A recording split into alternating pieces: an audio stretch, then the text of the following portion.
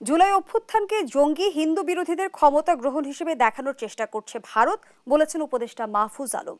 কেন গণঅভ্যুত্থানের এই ঐতিহাসিক অর্জনকে ভারত স্বীকৃতি দিতে চাইছে না? এটি তো খুবই স্বাভাবিক যে তারা গত 18 বছর যে পরিমাণ সুযোগ সুবিধা বাংলাদেশ থেকে গ্রহণ করেছে বা পেয়েছে, সেটাকে তো রাতারাতি ভুলে যাওয়া খুব কষ্টকর। তারা 2014 সনে আওয়ামী লীগকে ভোটারবিহীন নির্বাচনে সমর্থন দিয়েছে। বিনিময়ে কি নিয়েছে? আমার রেলপথ, আমার রাজপথ, আমার পোর্ট, ইভেন 7 সিস্টারে আমার দেশের নদী ভরাট করে বাংলাদেশ দিয়ে তাদের ট্রাক চলে গেছে। আমরা কি শুনেছিলাম? আব্দুল মুঈন শুনিয়েছিলেন যে আমরা যদি ট্রানজিট এবং ট্রান্সশিপমেন্ট দিই, আমার দেশ নাকি সিঙ্গাপুর হয়ে যাবে। আপনি কি বলতে পারবেন এই আমার দেশের রাস্তাঘাট কালভার্ট সব নষ্ট করে দিয়ে গেল ভারতীয় বড় বড় ট্রাক? কত টাকা আমরা পেয়েছি ট্রানজিট এবং ট্রান্সশিপমেন্টের মাধ্যমে? আদানির কাছ থেকে যে অসম বিদ্যুৎ চুক্তির মধ্য দিয়ে আমাদেরকে দাসত্বে পরিণত করা হলো, কাউকে কিছু না জানিয়ে। এগুলো ইন্ডিয়ায় কম কিছু?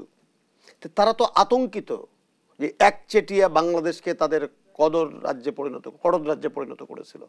সেখান থেকে তারা তো ভীত যে এই তরুণ প্রজন্মের হাতে যদি দেশ যায় বা স্বাধীনতাকামী মানুষের হাতে যদি রাষ্ট্র পরিচালনার ক্ষমতা যদি যায়, তাহলে তারা তো এই সুবিধা নাও পেতে পারে।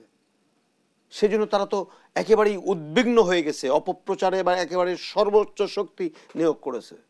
কখনো মমতা ব্যানার্জি বাংলাদেশের বিপক্ষে কোনো কথা বলতো না, কেন বলল? তার মানে গোটা দেশটাই একটা এক রকমের অপপ্রচারে লিপ্ত হয়েছে বাংলাদেশের বিরুদ্ধে। সেই অপপ্রচারের একমাত্র কারণ দেশকে হয়তো ভবিষ্যতে শোষণ করা তাদের পক্ষে আর কখনোই সম্ভব হবে না। এই আতঙ্ক থেকে এই কাজটি করছে তারা। কারণ আরেকটা জিনিস হলো ইসলাম ফোবিয়া। এই আওয়ামী লীগ তো ইসলাম ফোবিয়া দিয়েই তো সারা বিশ্বকে একটা কি ক্যামোফ্লেক্স তৈরি করে রেখেছিল, একটা কাঁচের দেয়াল তৈরি করে রেখেছিল, বাংলাদেশ জঙ্গি নাটক তৈরি করা, অযথা একটা বাড়ি ঘেরাও করে 5 জন জঙ্গিকে উদ্ধার করা, 2 জনকে গুলি করা। এই যে জঙ্গি নাটক যেগুলো তৈরি করা, সেই নাটক তৈরি করে সারা বিশ্বকে অন্ধকারে রাখা হয়েছিল। সেখান থেকে তো সুবিধা নিয়েছে ক্ষমতায় থাকার বন্দোবস্ত করা। নির্বাচনের নামে 3বার ক্ষমতার মেয়াদকে দীর্ঘায়িত করেছে তারা। একটা পরিবারের 41 জন পার্লামেন্ট মেম্বার, হাজার হাজার কোটি টাকা বিদেশে পাচার, একজন মন্ত্রীর 600-400 করে বাড়ি, মাসে 2 লক্ষ কোটি টাকা করে পাচার।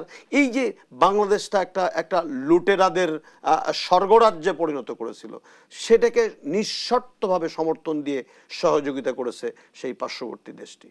কিভাবে এরশাদ ইলেকশনে দাঁড়ায়নি, নমিনেশন সাবমিট করেনি, তাকে গল্ফ মাঠ থেকে ধরে নিয়ে যে সিএমএসে ভর্তি করে নির্বাচনকে জায়েজ করা হলো। কিভাবে 2024-এ জিএম কাদের সাহেব এখন অনেক কথা বলছেন, স্বৈরাচারের দোষর, অনেক ভালো ভালো কথা বলছেন, মানুষ বিশ্বাস করে না। তাদের জন্য কাদের সহযোগিতায়? সেই তো সহযোগিতায় 1/11-এর পরে আপনি প্রণব বাবুর বইয়ে আপনি দেখেছেন যে কিভাবে শেখ হাসিনাকে সহযোগিতা করা হয়েছে, কিভাবে এই দেশের নির্বাচনী ব্যবস্থাকে ধ্বংস করার জন্য সেনাবাহিনীকে কিভাবে সহযোগিতা করেছেন। এগুলো আমরা জানি তো। সেটি তারা ভাবছে যে যেভাবে তরুণ সমাজ জাগ্রত হয়েছে, সকল শ্রেণী পেশার তরুণ সমাজ, সেই জায়গাতে এই সুবিধাগুলা, অসম সুবিধাগুলা শুধু নিলাম, কিছুই দিলাম না, এরকম একটি অবস্থায় যে বাংলাদেশকে নিয়ে যাওয়া হলো, সেটি তো তাদের জন্য ভোলা খুব কষ্টকর। এই জন্য তারা যেখানে ইসলাম ফোবিয়া লাগানো দরকার লাগাচ্ছে, যেখানে সংখ্যালঘু লাগাচ্ছে সেখানে সংখ্যালঘু লাগাচ্ছে, এবং তারা একের পর এক অপপ্রচার করেই যাচ্ছে।